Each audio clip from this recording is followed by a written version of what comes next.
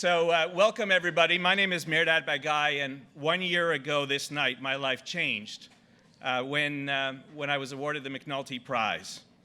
I hadn't appreciated or realized the degree to which Anne, April, Nina, and the entire foundation would open doors and opportunities for my initiative called High Resolves, which I founded with my wife 15 years ago.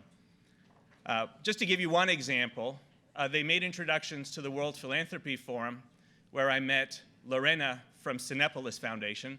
They're the second largest owner of cinemas in the world. A month later, I was at the Skoll World Forum, where I met with folks from Teach for All. Because of those two introductions, we created a partnership between High Resolves, Teach for All, Cinepolis, and the World Bank. We're using cinemas from Monday to Thursday mornings to use films to educate kids. We're using Teach for All staff to work with the students in the school. The students produce 1-minute videos, which Cinepolis will show in their cinemas to adult audiences. We're anticipating about 300 million views a year. And all of it is going to be measured and monitored by the World Bank Group.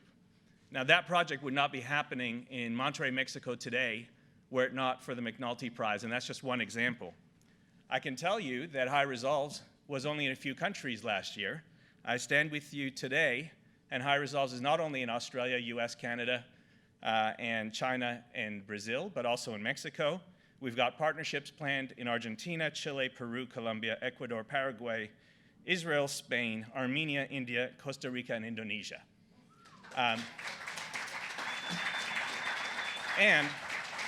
in our original market of Australia, last year at this time, we were working with just under 5% of Australian youth. Our target was to be working with 50% in 5 years. This year, we've reached 9.2% of all teenagers and youth in Australia, and we're right on track to beat that target in 4 years instead of 5. So I mention all that because I think the McNulty Prize and the work of the foundation is an incredible catalyst, and we're really privileged to be here tonight to see the laureates from this year. But in introducing Anne to the team, to speak to you all, I wanted to just say a couple of words about Anne and the entire foundation. Of course, Anne is the president of the McNulty Foundation and a trustee of the Aspen Institute. And in trying to think about what I say, I couldn't think of a better way of introducing Anne than to share with you a poem from Rumi. Short poem. It's called Not Here. There's courage involved if you want to become truth. There is a broken, open place in the lover. Where are those qualities of bravery and sharp compassion in this group? What's the use of old and frozen thought? I want a howling hurt. This is not a treasury where gold is stored. This is for copper. We alchemists look for talent that can heat up and change. Lukewarm won't do. Half-hearted, holding back, well enough getting by, not here. We'll see a short video, and then Anne will take the stage.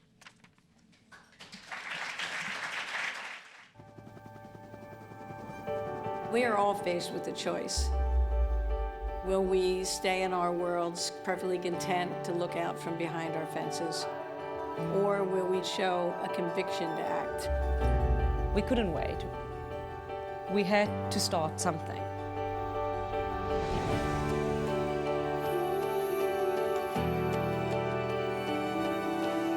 These are people that are living their daily life, and they think, I need to figure out how to turn what I'm doing into something that will help others.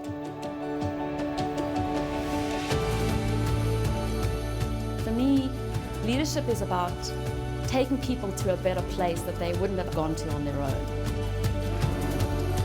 If we don't do this, we're not sure anyone else will. We lift the trajectory of people's lives and point them towards what they were meant to do on this planet. I can't imagine a higher calling. Societies are better if we are enlarging our own views and seeing what we can do to help others. The most important thing is that we don't give up. We all have a duty to make this world a better world. We are all bound to each other we are a part of a common humanity.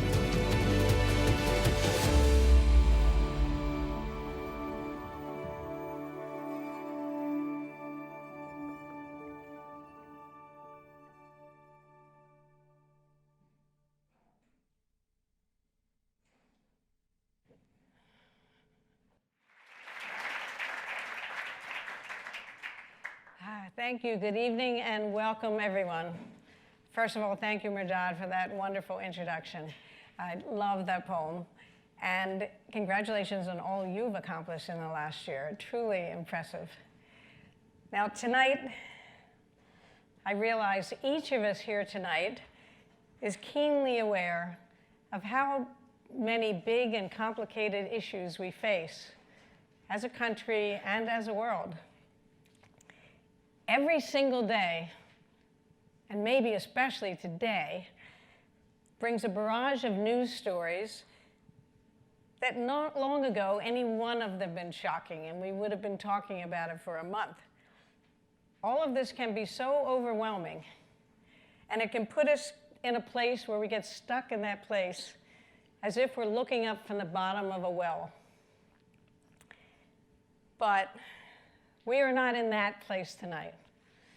In fact, we are as far from that place as we could be, because tonight we are celebrating the John P. McNulty Prize. And tonight we are among people who take action step by step, who are scouting the path between the world we live in now and the world we would like our children and our grandchildren to live in. A much beloved Aspen moderator, Ben Dunlap, used to describe the Aspen community and the fellowship in this way. He called it an intergalactic army of the just. Now, I love that phrase, an intergalactic army of the just. And our foundation views its mission as gathering, rallying, and supporting that army of the just. Now, tonight is very special for my children and me. We treasure this opportunity to remember my late husband every year through the prize. Now, as his friends and family know, John was someone who went head on into the difficult moments, someone who never shied away from complicated issues. He surrounded himself with young talent, and together they really dramatically expanded and changed his business.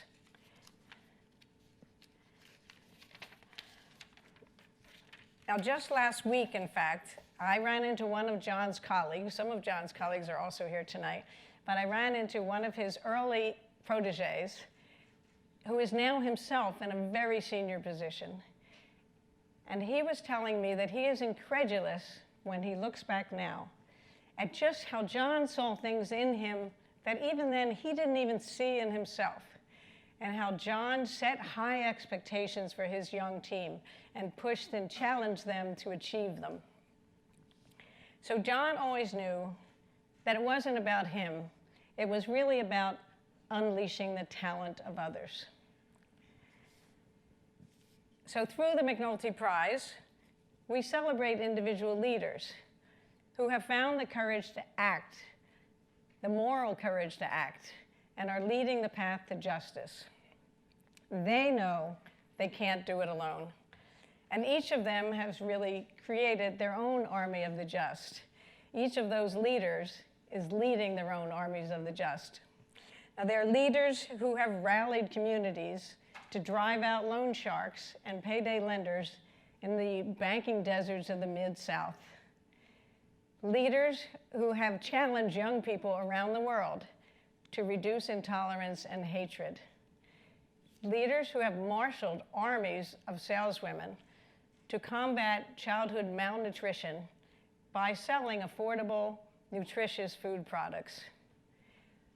And leaders who have trained refugees in journalism and media so that they can still report from their homelands and so that they can find employment after resettlement.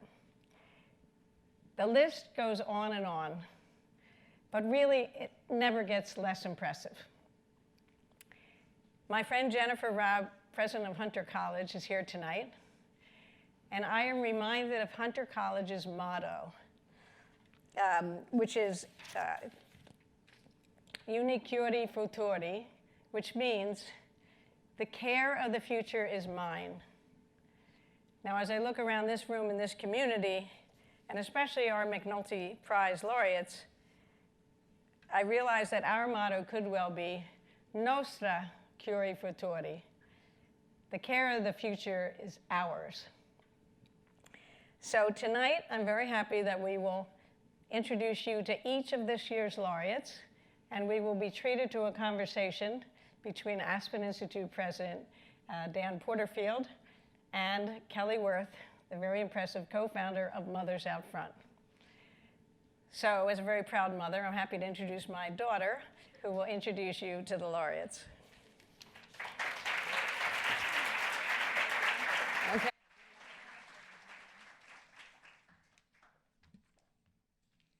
Thank you, Mom. Good evening. I'm Bryn McNulty Rojas, and it's a pleasure to be back here tonight. This is a very special evening for us every year. It's my honor to introduce you to this year's laureates.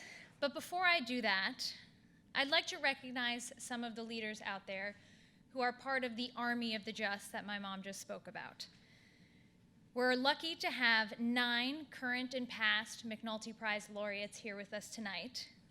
And we're really grateful that they could join us, and I'd like to introduce each of them and ask them to stand.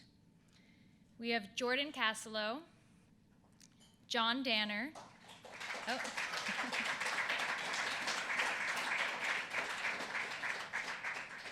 Gisela Sanchez,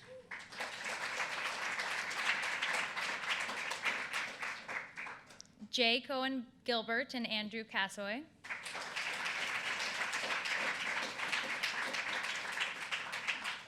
Bill Bynum,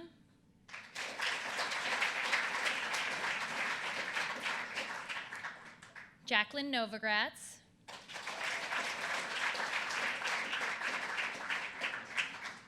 Brett Jenks,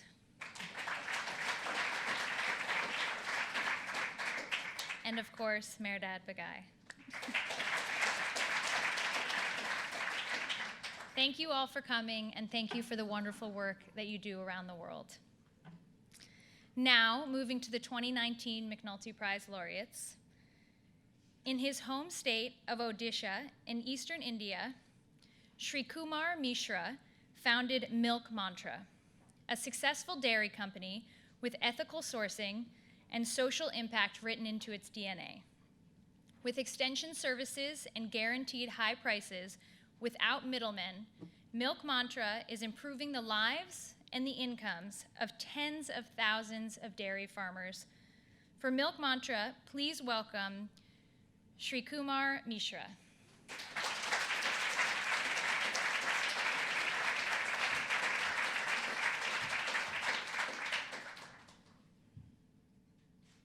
I grew up in India and saw lives caught up in endless cycles of poverty, and children impacted the most by it. Many years later, I quit my job in London and returned back to my home state, Odisha, to set up Milk Mantra, a new age dairy foods startup. Our mission was to solve the large problem of trust deficit between consumers and food. A trust deficit arising out of opaque supply chains and adulterated food. And I wanted to solve this problem not just by building an innovative and premium food brand and a scalable business, but by also structuring an ethical sourcing network that would impact the lives of poor farmers as we grew. Imagine these are very poor farmers with maybe just 1 or 2 cows. Imagine farmers with just a couple of dollars of daily income for their entire homes. That's the kind of farmer we are talking about. Starting out around 8 years back, we had 7 farmers show up. And today, our ethical milk sourcing program has 60,000 farmers, impacting 1/3 of a million rural lives. Lives which have been impacted because these farmers now have access to a regular income stream that has enhanced their income levels significantly to the extent of 70%. And further, women folk have been empowered because the women in the homes, in rural homes, are the ones who look after the cows, and they have access to this income. They have a voice in the family, a dignity in the village now, and are able to afford better health care and education for their children. We are well on our way to impacting 1 million such lives in the next few years.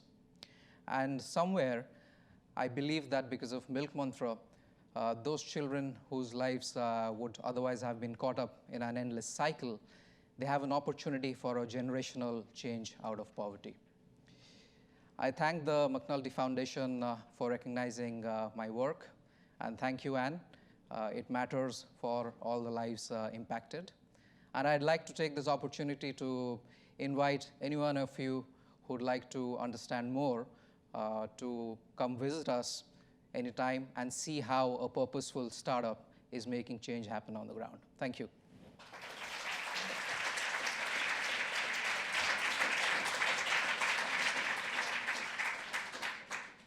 Thank you. Next, in all 6 countries across Central America, Maria Pacheco and Alexandra Kissling have leveraged the Vital Voices model, building up women's leadership capacity and economic empowerment from the village level to the highest rungs of business and government. For Vital Voices Central America, please welcome Maria and Alexandra.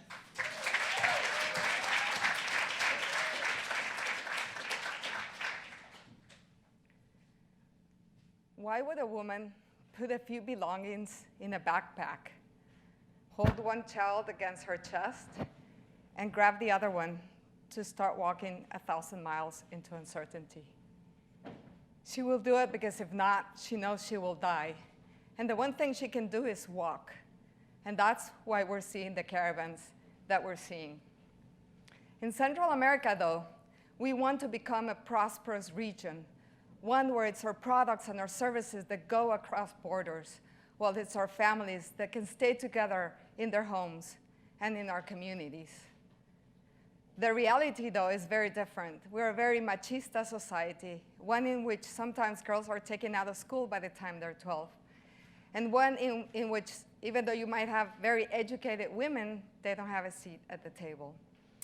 And we know that we can change this very fast. We can change reality at least by 50% by empowering women. And that's why the work that Vital Voices does in Central America becomes so important.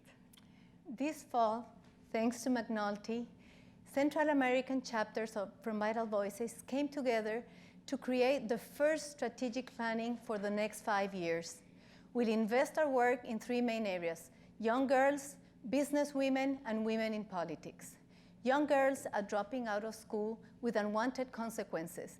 Therefore, we are creating clubs where we motivate them to stay at school, and we teach them entrepreneur, financial literacy, and also we teach them sex education so they can take a good care of their bodies.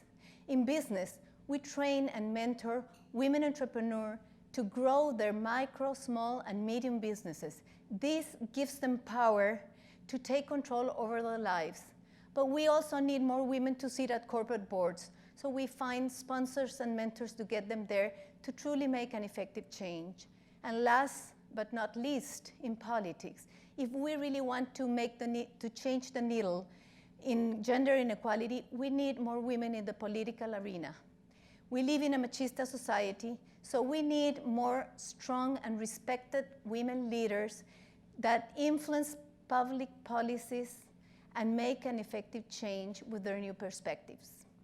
We want to invite you to join us in this mission, one that will allow for Central America to be transformed through harnessing the collective power of women. And we're so grateful, Anne, for this opportunity. Thank you.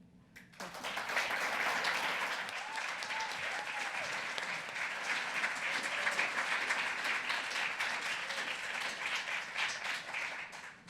Thank you.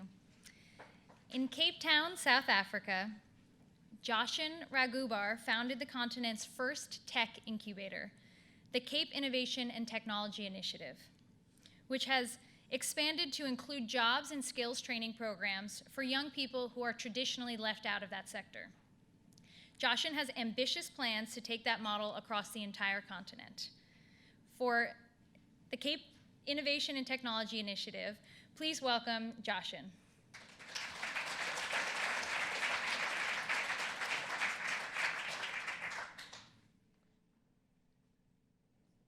So 20 years ago, I was fresh out of university in Cape Town, really excited about building a career. This was about the same time in the late 90s that South Africa was emerging out of the isolation and darkness of apartheid and rejoining the rest of the world, which was incredibly exciting. We could see the rest of the world moving ahead and the technology economy was just really taking off.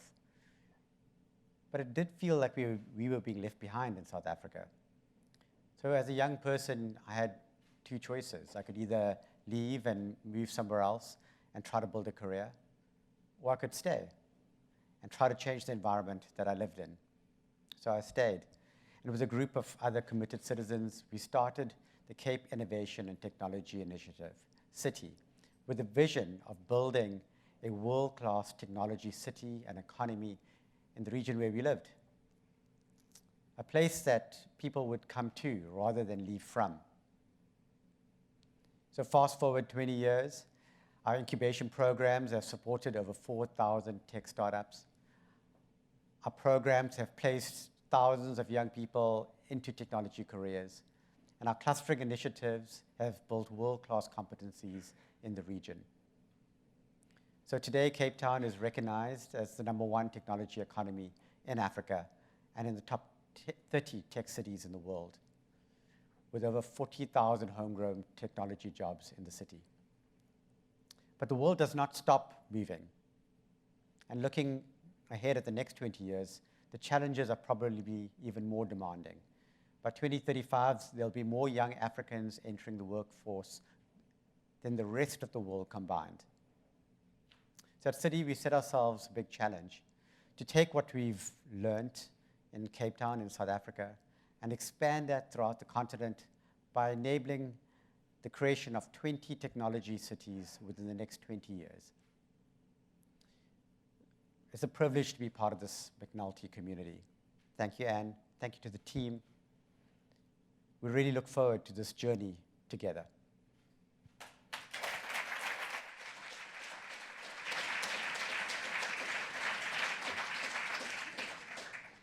Next, please welcome my brother Johnny, who will introduce this year's winner.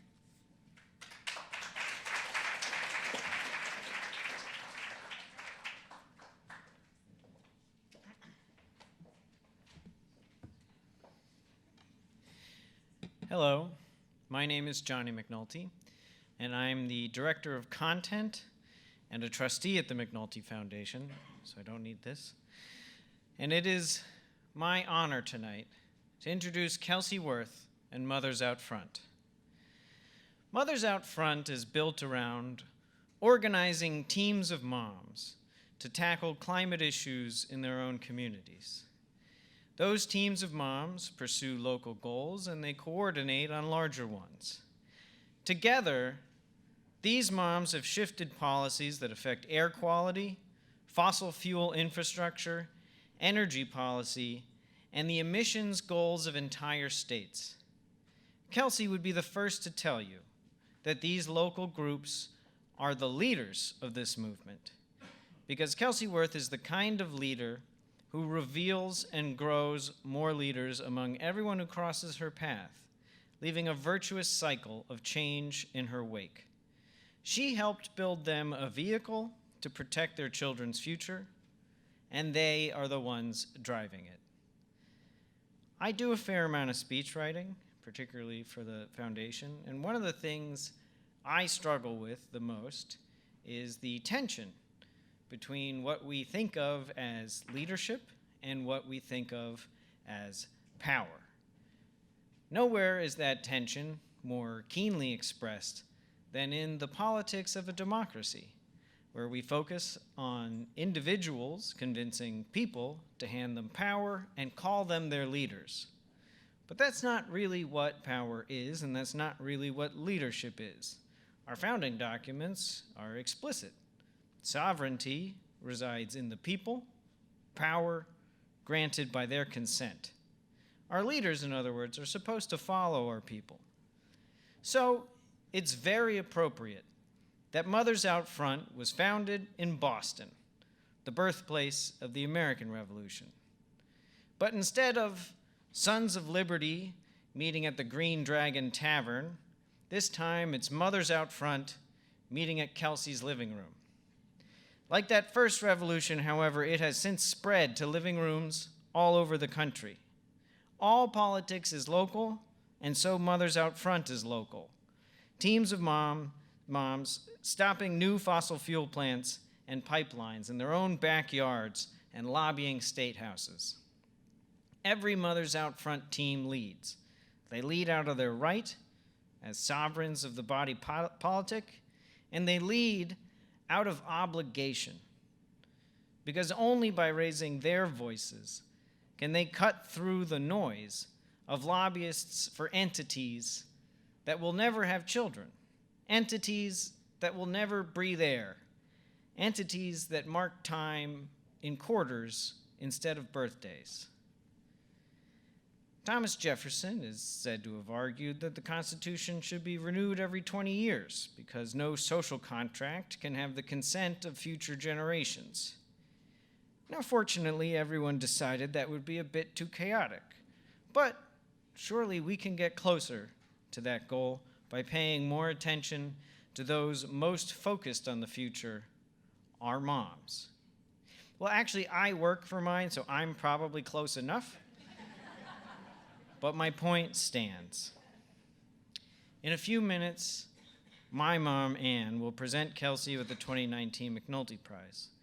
But right now, please enjoy this short film about Kelsey and Mothers Out Front.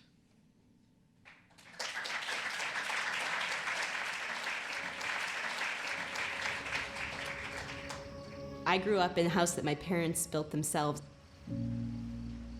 drinking water from a spring. When the fracking industry came in, my family felt deeply threatened. The stress of never knowing when you're drinking a glass of water, when you're even showering in what could be toxic, carcinogenic water is what made me decide to sell the land that we had all been raised on.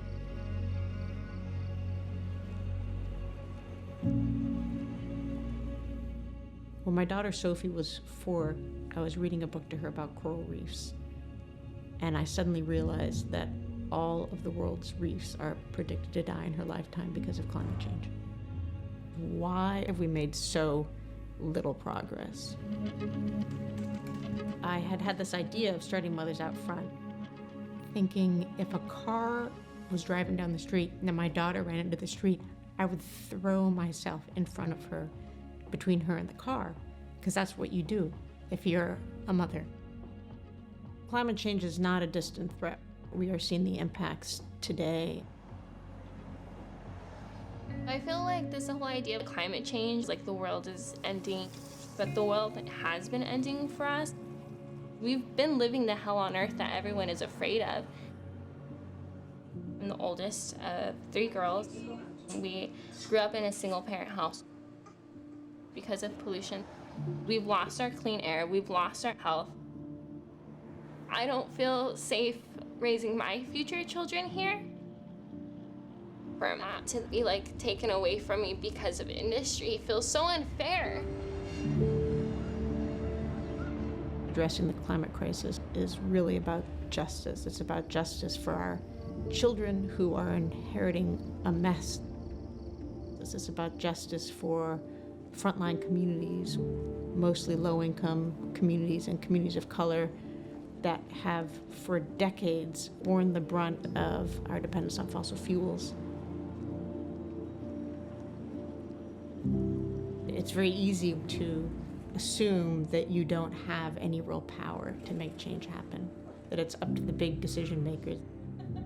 Mothers Out Front is building that collective power, that collective voice of mothers to compel decision makers to take bold action. Our teams of moms work on a whole range of campaigns depending on what their concerns are in their communities. When I learned about the Cayuga power plant wanting to repower burning fracked gas, I had a realization that I couldn't run from this. Our voices swayed the county legislature to send a very strong resolution to the governor saying that we do not want this fracked gas power plant. One of the biggest campaigns that we focused our energy into with Mothers Out Front is the electric school buses. Children who've grown up in disenfranchised communities, they've grown up breathing in all of these pollutants. We are winning campaigns, increasing the use of renewable energy, stopping proposed fossil fuel infrastructure, power plants, pipelines, fixing high-emitting gas leaks in our cities and towns. What we are tapping into as Mothers Out Front is mothers' fierce determination and just driving desire to protect their kids. This is a movement that's growing quickly. I refuse to accept that we should pay the price of climate change. Being with mothers, seeing what they're doing and experiencing their energy and their passion, that is what gives me hope. Because together, we are powerful.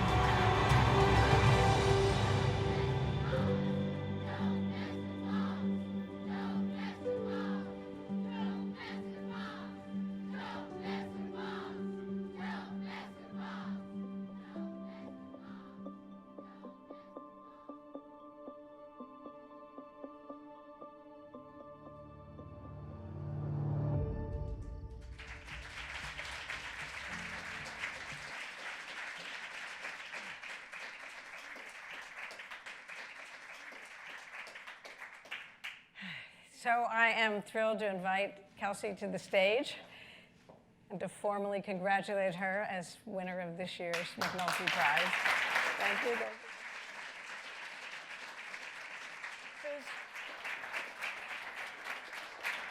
This sculpture represents the actual McNulty Prize. We're not going to make you hold it the whole time, but just to give you the official, beautiful sculpture. Thank you. Thank you.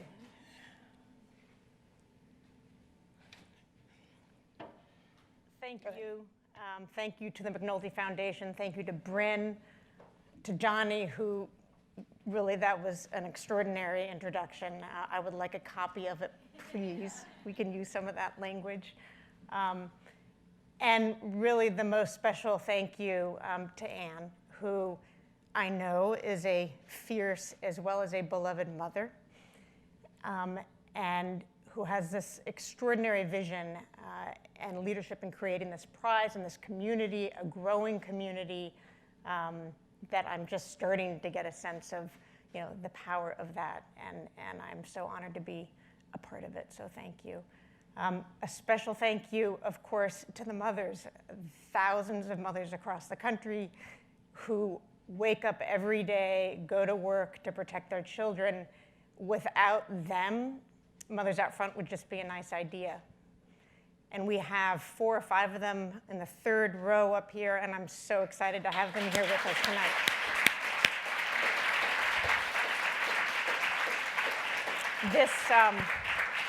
This is for you. In honoring Mothers Out Front, the McNulty Foundation is shining a spotlight on climate change, which, despite the magnitude and urgency of the crisis we face, still is not top of mind for most people or front and center on the agenda of most institutions. This prize is going to help us spread the message that every one of us has a role to play in protecting our children from the climate crisis. Every one of us. Your role might be, as part of Mothers Out Front, where every day we see the power of people coming together to take action. And I invite all of you to join our movement. Your role might also be part of your part in your institution, whatever institution you might be connected to. You can play a role in ensuring that the programs and practices of that institution are, first of all, doing no harm, which means they're not upholding, defending the status quo, and ensuring that we stay dependent upon dirty fossil fuel energy. But second, they can be part of the solution to the climate crisis. Our children need all of us to be part of this movement, to be part of this army of the just. The moment is now, our moment. This is our window to act, so that the story that our children tell their children is about adults finally waking up to the urgency of the crisis that we are facing and doing everything that they can to create the just and habitable world we all want for our children. So thank you again.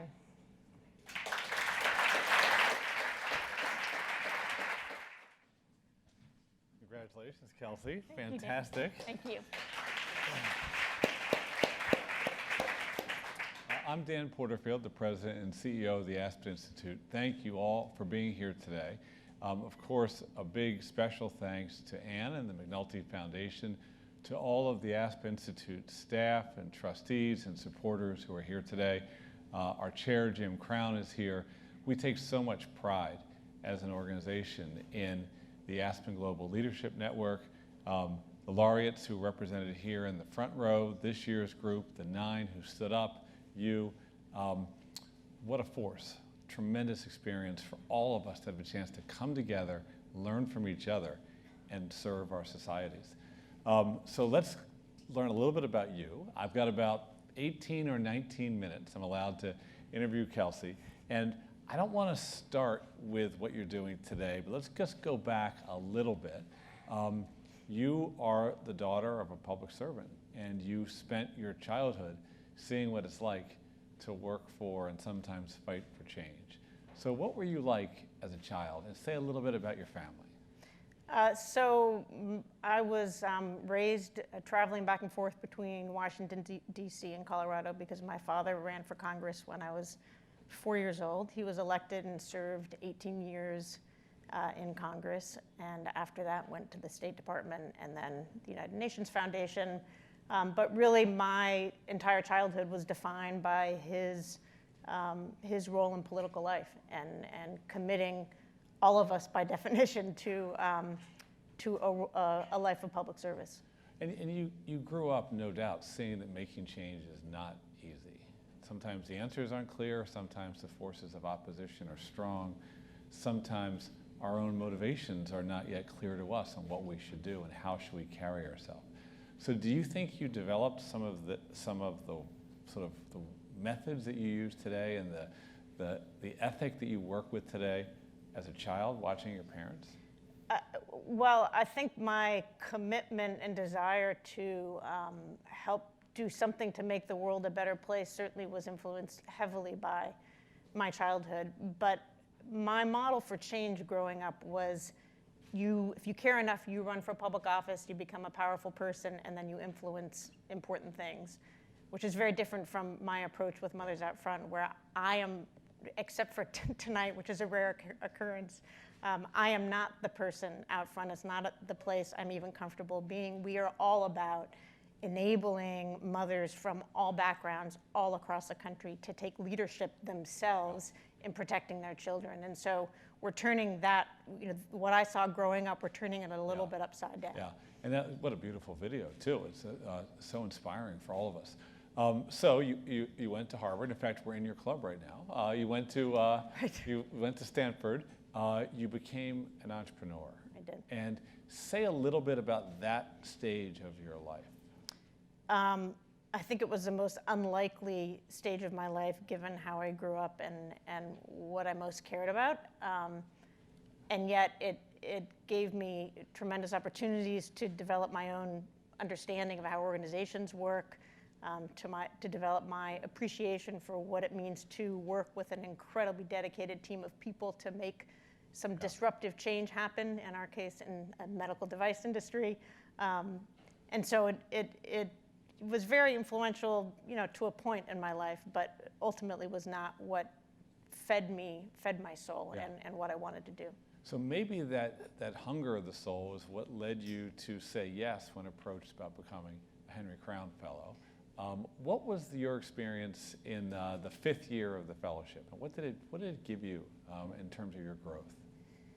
I was this morning back in a seminar room with Keith, who was one of the moderators when I was a fellow, which reminded me of my time in the fellowship and what it was like. And Keith said the Henry Crown Fellowship is about bringing people who've had some success in their lives together and saying to them, that's great, you've had some success, but now what? Yeah. So what? What are you going to do with it? How are you going to leverage that to do something bigger, more important in the world? Yeah. And it was that challenge that resonated with me.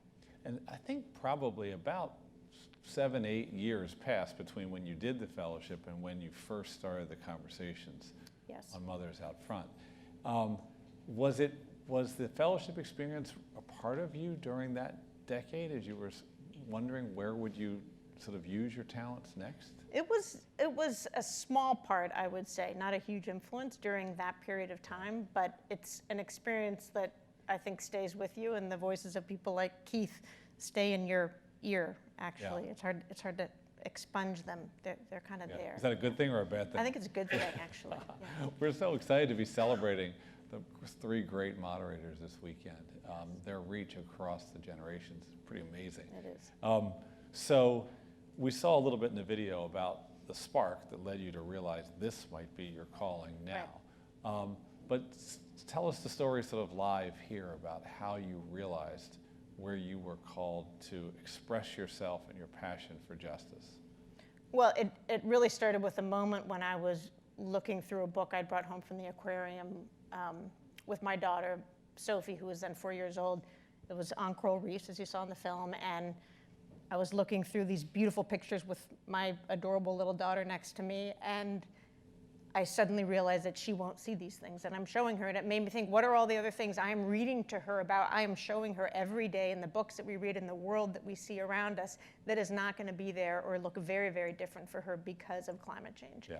And it was a moment when I thought, I cannot possibly be the only mother out there who feels this way, and what if there were a way to connect with other mothers who share that concern? And right around what happened next, which was the most important part of the story that rarely gets told, actually, because I don't have enough time to do it, but I met a man named Marshall Gans. I came across his work, and he is a veteran organizer and a scholar of social movements. He teaches organizing at the Harvard Kennedy School, and I read about his involvement in the Obama campaign, which was all about empowering people in their communities to become leaders in organizing their own communities for change.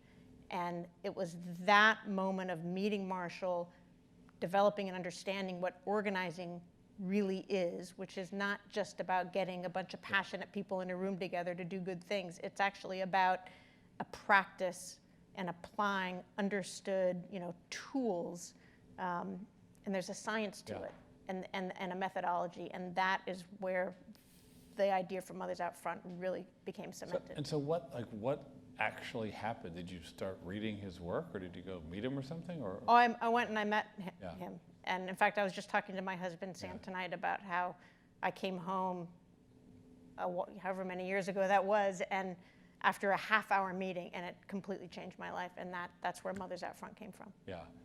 But it feels like Senator Wirth's child meets Stanford MBA, meets Henry Crown Fellow 2001, meets Mom Kelsey, who now puts it together with Marshall. Meets dozens, hundreds, then thousands of moms who are doing this work across the country. That is the movement that we are building. So what happened? Go to like day 5 of the movement when there's not all these people, it's just a couple. Day 5 of the movement is me facilitating my first house party, not having any idea what I'm doing, where I've asked a bunch of mothers to come to hear about this kind of idea that I don't think we even had a name for it yet, to talk about how we might come together as moms and address this enormous, overwhelming challenge of the climate crisis. Okay, that's important right there. Enormous, overwhelming. Yes. That stops progress 9 times out of 10, the sheer size of it. Yes. So what made your group different? What makes our group different is that first of all, we don't come at it by talking about the magnitude of the problem and the urgency of the crisis. We start by talking to mothers and understanding what they are seeing around them, what are their concerns in their communities, and we help them connect the dots between that and the broader crisis that we are facing. So that's one thing. Another thing is we help break it down into pieces. So our teams of mothers work on manageable pieces, manageable campaigns that they identify, but we help them develop them to choose their goals so that they are achievable, concrete and achievable. And they go to work tackling these smaller pieces. And if we have enough moms across the country, not only are we tackling lots and lots and lots of these smaller pieces, but we're changing the political landscape in this country so that we can actually make really transformative change happen. And if you don't mind me saying we're up to 48 now? Group teams around the country? We have 48 teams across 8 states. We have staff in 5 of those states, and each one of those 48 teams is driving its own campaign for change. So we work at the local level and we work at the state level. So we are constantly looking for opportunities to leverage our locally rooted work in order to have impact at scale. Okay, so the first team, where were they? How did they become a team? What was the first? I think we launched 5 teams all simultaneously in the Boston area. So all in the Boston area? On the Boston area. Did you take the house party you had and just have a few more? Every house party we had, so the first 3 months of Mothers Out Front, I facilitated or co-facilitated 23 house parties. And every time we had a house party, we would ask people in the room if they would be willing to host a house party. And that's how it spread. Is it fair to say that the start was more women from the socioeconomic group that you're a part of, educated? Yes. Yeah, and then has that become an expansion of the work? Yes, so we set out from the start to build a multiracial, cross-class movement of mothers. Our operating principle was that if you put 30 mothers in a room from all different backgrounds, there's always one thing they can find to talk about, which is their kids and their hopes and dreams for their kids, their concerns for their children, and we knew we could tap into that. And so that is much more easily said than done, of course. We have a whole history of structural racism in this country, which makes organizing across race very, very challenging.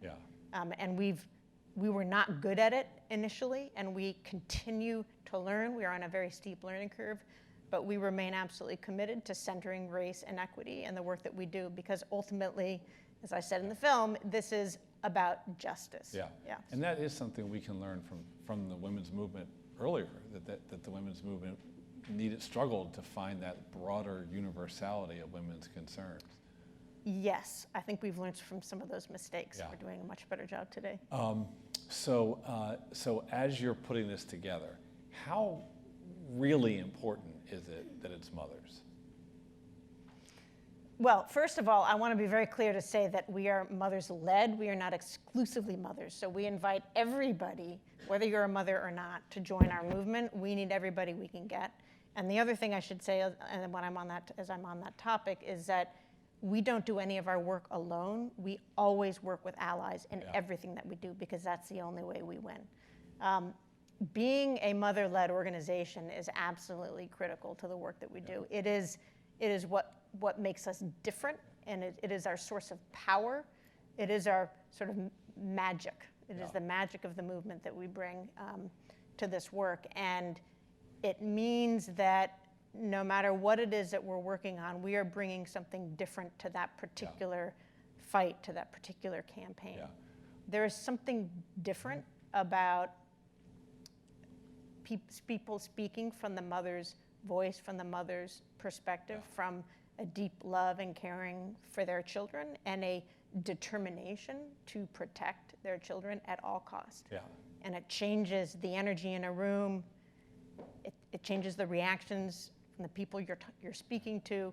It gives us a different role to play, and really a different source of power. Yeah, I can't thank you enough. And it's like that quote that Ann said at the beginning. I'm going to mangle it, but when you said we're straddling the world that we have today with the world that we want.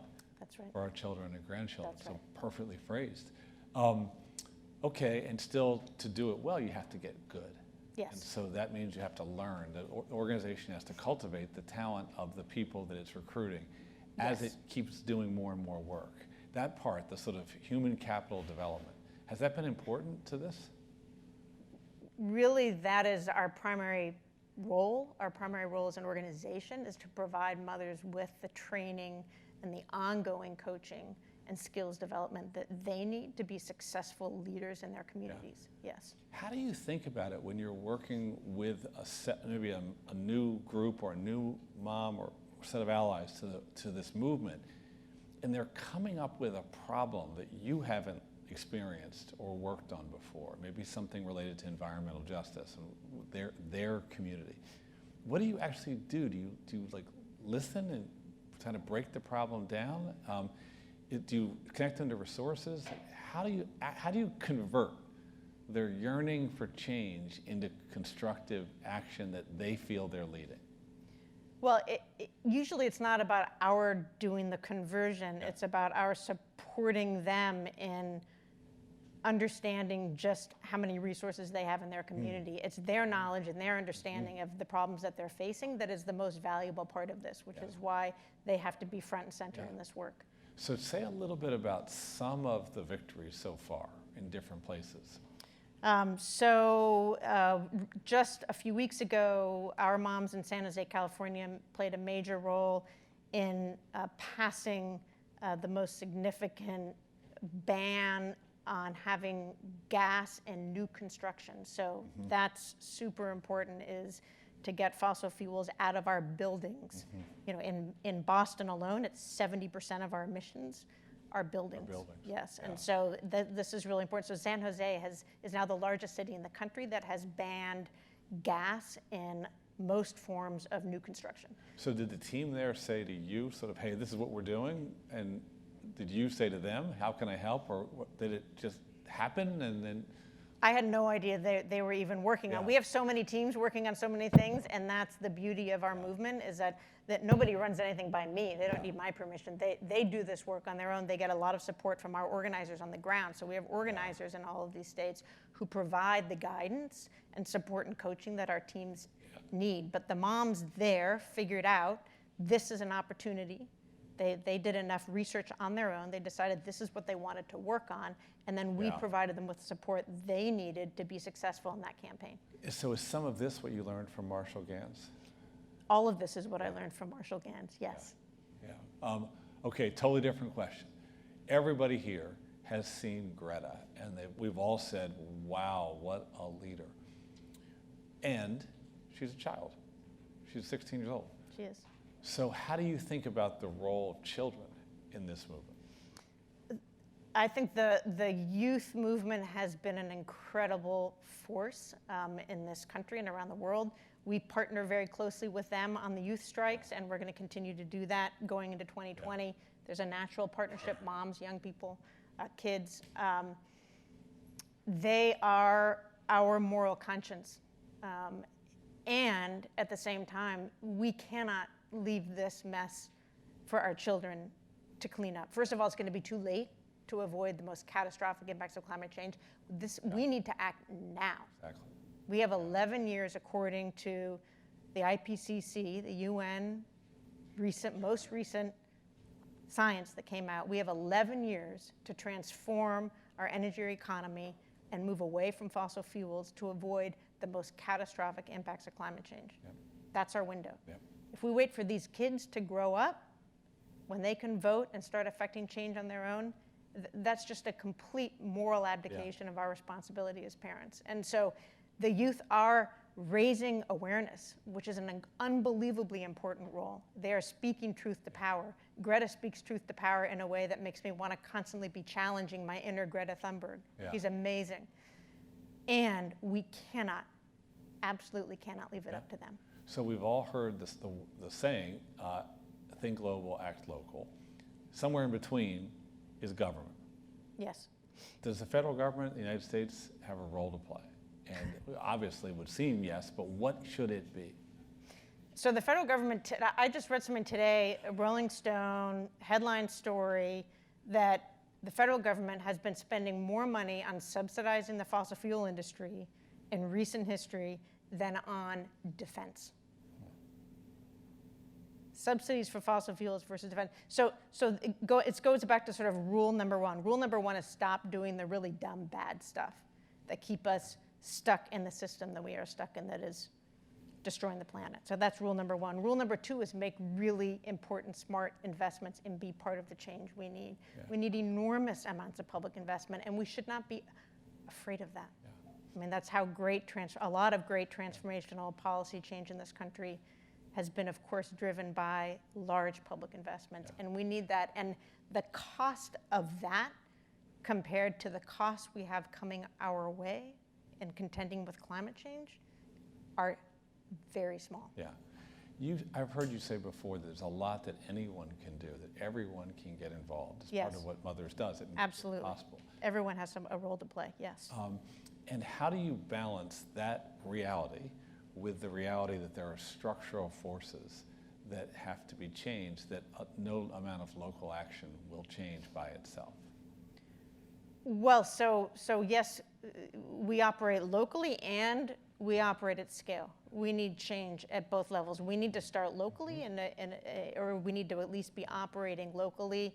That's where we engage people. That's where we capture their hearts and their minds, which currently, one of the reasons we haven't made more progress in addressing the climate crisis is that we don't have a broad-based movement. We are building that movement, which we have to do locally. And we need to be constantly looking for ways to leverage that locally built power in order to affect change at a much larger level.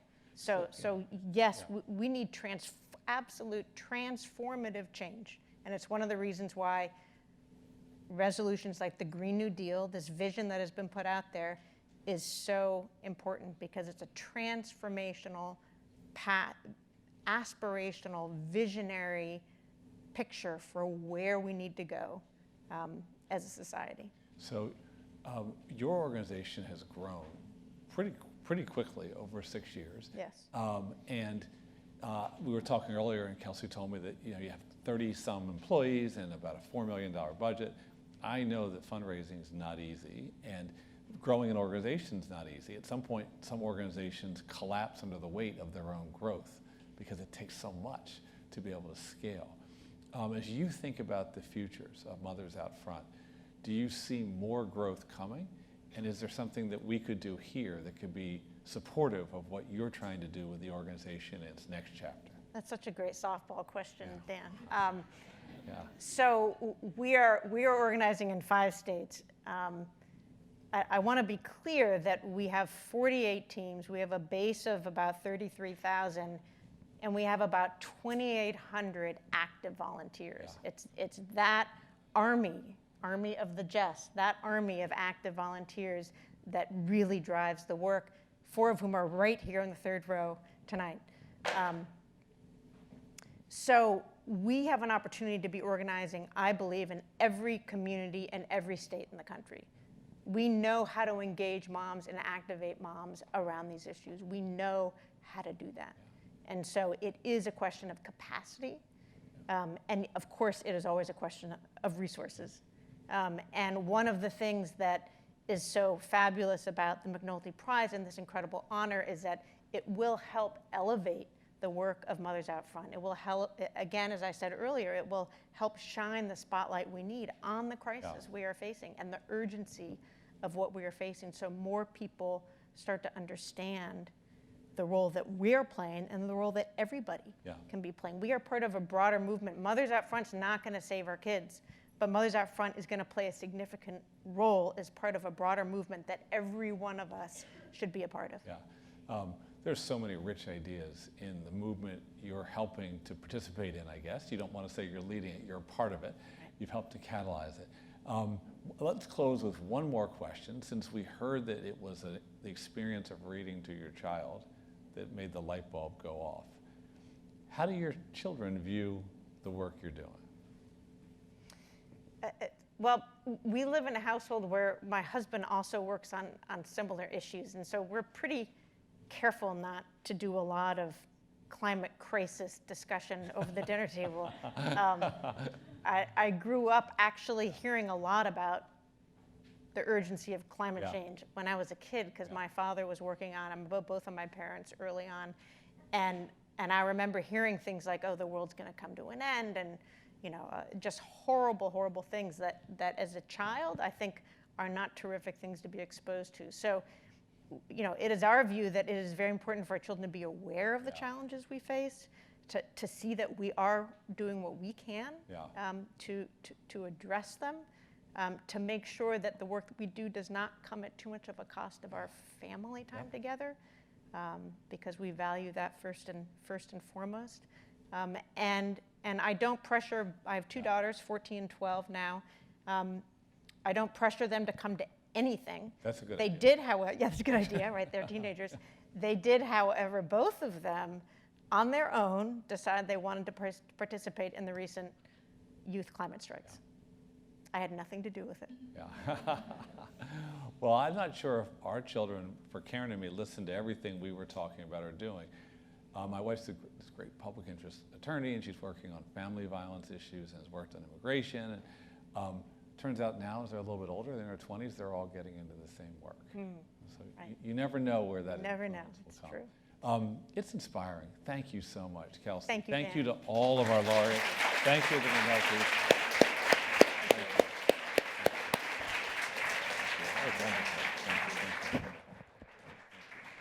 Thank you all. What a great evening. A lot to reflect upon and lots to go do. Thank you all to the laureates. Thank you.